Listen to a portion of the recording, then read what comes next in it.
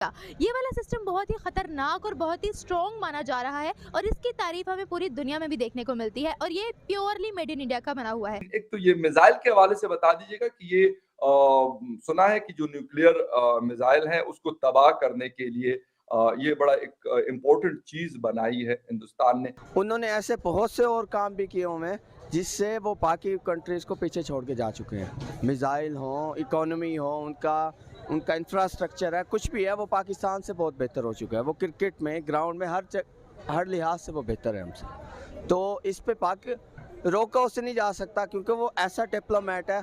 उसने रूस पे भी अपना हाथ रखा हुआ है, उसने अमेरिका पे भी रखा हुआ है, उसने चाइना को भी अपने हाथ में लिया हुआ है। फगर भाई, ये जो मिसाइल है ये AD-2 है, ये मतलब ये फेज 2 बनाया है हमने। इसका फेज 1 पहले था जिसकी रेंज 2000 किलोमीटर थी। 2000 किलोमीटर में जो थी वो एक्सोथर्मिक मिसाइल थी। एक्सोथर्मिक होती है basically that works on a red रे। मैं उस पर डिटेल में जाऊंगा। ये वाली जो है इसकी रेंज है 5000 किलोमीटर।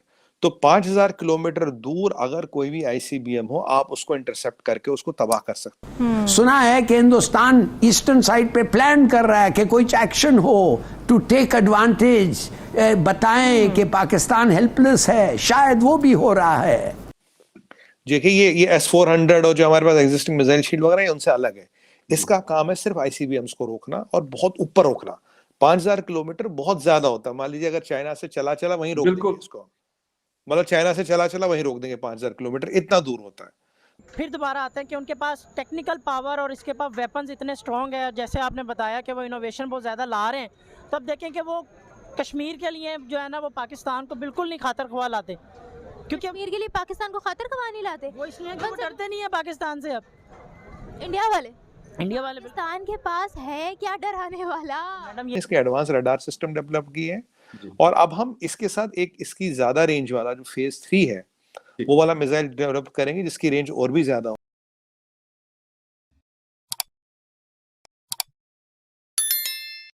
व्यूअर्स, बेसिकली आज हम बात करने वाले हैं DRDO के बारे में। DRDO की तरफ से इंडिया के डिफेंस सिस्टम में एक ऐसा सिस्टम बनाया जा रहा है, एक ऐसा सिस्टम लॉन्च होने वाला है जिससे इस वक्त पूरी दुनिया हैरान हो रही है। बेसिकली इस सिस्टम में 2 ADs शामिल हैं। AD-1 मिसाइल की रेंज 3500 किलोमीटर, AD-2 की रेंज 5000 किलोमीटर की है। बेसिकली इस सिस्टम से अगर इंडिया में कोई मिसाइल या कुछ भी एंटर होना चाहेगा तो ये सिस्टम उसको ट्रैक करेगा और इंडिया में एंटर होने से पहले ही उसे तबाह कर देगा, उसे ख़त्म कर देगा। ये वाला सिस्टम बहुत ही ख़तरनाक और बहुत ही स्ट्रॉन्ग माना जा रहा है और इसकी तारीफ हमें पूरी दुनिया में भी देखने को मिलती है और ये प्योरली मेड इन इंडिया का बना हुआ है। तो जिस तरीके से इंडिया आगे बढ़ रहा है, पाकिस्तान में भी डिफेंस के सेक्टर पर आधे से ज़्यादा बजट लगता है, लेकिन आज भी हम लोग अपनी डिफेंस के सेक्टर में भी मैन्युफैक्चरिंग नहीं कर रहे हैं। लेकिन एक तो ये मिसाइल के हवाले से बता दीजिएगा कि ये सुना है कि जो न्यूक्लियर मिसाइल है उसको तबाह करने के लिए ये बड़ा एक इम्पोर्टेंट चीज बनाई है हिंदुस्तान ने। इसकी थोड़ी सी डिटेल और फिर दूसरे ऑयल वाले टॉपिक पे जाएंगे। देखिए, सबसे पहले फखर भाई शो पे बुलाने के लिए धन्यवाद। Thank you very much. अच्छा लगता है आपके शो पे आके। फखर भाई, ये जो मिसाइल है ये AD-2 है, ये मतलब ये फेज 2 बनाया है हमने। इसका फेज 1 पहले था जिसकी रेंज 2000 किलोमीटर थी। 2000 किलोमीटर में जो थी वो एक्सोथर्मिक मिसाइल थी। एक्सोथर्मिक होती है basically that works on a red रे। मैं उस पर डिटेल में जाऊंगा। ये वाली जो है इसकी रेंज है 5000 किलोमीटर। तो 5000 किलोमीटर दूर अगर कोई भी ICBM हो, आप उसको इंटरसेप्ट करके उसको तबाह कर सकते हैं। तो अब ये क्या है कि ये जो एंडोथर्मिक है, एंडोथर्मिक होती है कि ये इसमें क्या होता है कि जो इसकी एनर्जी होती है वो एक ब्लू रे मैकेनिज्म होता है। इसमें 10x10 के मान लीजिए अंदर बर्फ के वो बनते हैं, मतलब ना ब्लॉक से।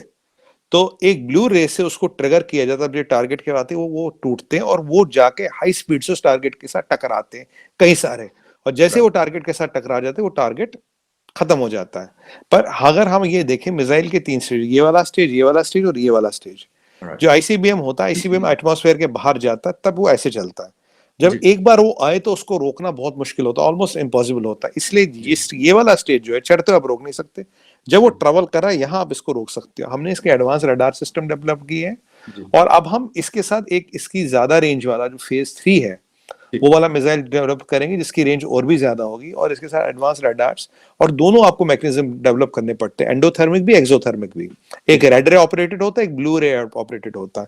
एक्सोथर्मिक में क्या होता है, वो कई सारे मान लीजिए आग के गोले सा, या रेड रे से आग के गोले ट्रिगर होंगे, वेरियस एक्सप्लोसिव्स होते हैं, वो जाके टारगेट के पास फटते हो, टारगेट को डिस्ट्रॉय करते हैं। जी तो depending upon the kind of missile you are handling, you need endothermic and you need exothermic variant.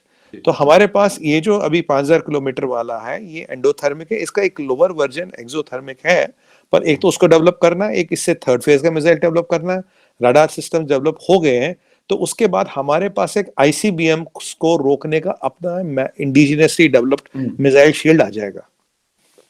देखिए ये S-400 और जो हमारे पास एग्जिस्टिंग मिसाइल शील्ड वगैरह है, उनसे अलग है। इसका काम है सिर्फ आईसीबीएम्स को रोकना, और बहुत ऊपर रोकना। 5000 किलोमीटर बहुत ज्यादा होता है। मान लीजिए अगर चाइना से चला चला वहीं रोक देंगे इसको, मतलब चाइना से चला चला वहीं रोक देंगे, 5000 किलोमीटर इतना दूर होता है। तो अब जो नेक्स्ट वेरिएंट आएगा, और जो एंडोथर्मिक और एक्सोथर्मिक हम दोनों लाएंगे, और मैं आपको बता दूं ये केवल सलाहियत फिर अगेन 4 कंट्रियों में है, और जिनके पास दोनों वेरिएंट है शायद 3 कंट्रियां हैं जिनके पास ये दोनों वेरिएंट है। कोई इसको ओपनली डिक्लेयर नहीं करता, पर जो जितना मैंने रिसर्च किया 3 कंट्रियों के पास है। तो ये एक बहुत बड़ा फेदर इन द कैप होगा मिसाइल टेक्नोलॉजी में। ICBMs with exothermic and endothermic missile shield, मतलब एडी फेज 1 फेज 2, और अभी 2000 किलोमीटर, 5000 किलोमीटर, और अगला शायद 7 या 8000 किलोमीटर वाला वेरिएंट डेवलप होगा। और अगर ये तीनों डेवलप हो गए विद एंडोथर्मिक एक्सोथर्मिक, तो दुनिया का ऑलमोस्ट हर तरह का मिसाइल आप हैंडल कर सकते हो। Okay right. अच्छा सुमित जी, ये तो एक बड़ी सक्सेस है, और हम अक्सर इस तरह की चीजों पे शोज करते हैं, लेकिन इस वक्त एक ऑयल क्राइसिस या एनर्जी क्राइसिस पूरी दुनिया जो है, यूरोप हो, अमेरिका हो, यूके हो, पूरी दुनिया इस चीज को फेस कर रही है। हिंदुस्तान ने गालिबन जब यूक्रेन वॉर शुरू हुई थी या उससे भी पहले रशियन ऑयल का इस्तेमाल कर रहा है, और कम पैसों में वो खरीद रहा है, रशिया से कोयला खरीदा जा रहा है, इस तरह की चीजें। फिर ओपेक होता है, और वहां पे भी बहुत सारी बातें होती हैं, ऑयल प्रोडक्शन कम होती है, अमेरिका नाराज होता है। अमेरिका ने ये बात 2-3 दफा आपने भी देखी होगी, मैंने भी देखी होगी, कि ये बार बार ये बात उठाते हैं। बल्कि आप लोग के अभी एक मिनिस्टर का इंटरव्यू CNN पे हुआ था कुछ दिन, उनके साथ भी इशू उठाया, जयशंकर साहब के साथ भी इशू उठाया गया। मतलब जहां जहां मौका मिलता है वो उठाते हैं ये बात। सऊदी अरेबिया को भी काफी, मैं कहूंगा, प्रेशराइज करने की कोशिश की गई। लेकिन अब क्या हुआ कि एक तरफ सऊदी अरेबिया, रशिया और इंडिया है, और दूसरी तरफ अमेरिका है। मैं किसी और चीज की बात नहीं कर रहा, मैं एनर्जी क्राइसिस और ऑयल के हवाले से बात कर रहा हूं। ये है क्या, असल मुद्दा क्या है, अमेरिका क्या चाहता है, रशिया को कमजोर करना, या कुछ और उनकी डिमांड्स हैं? तो कि वो इंडिया से भी दबे अल्फाजों में कहता है, और सऊदी अरेबिया के ऊपर भी वो प्रेशर डालता है, लेकिन उनकी दाल नहीं गल रही। देखिए फखर भाई, बड़ा अच्छा सवाल पूछा आपने। हमने सुना था एक तीर से 2 निशाने, यहाँ एक तीर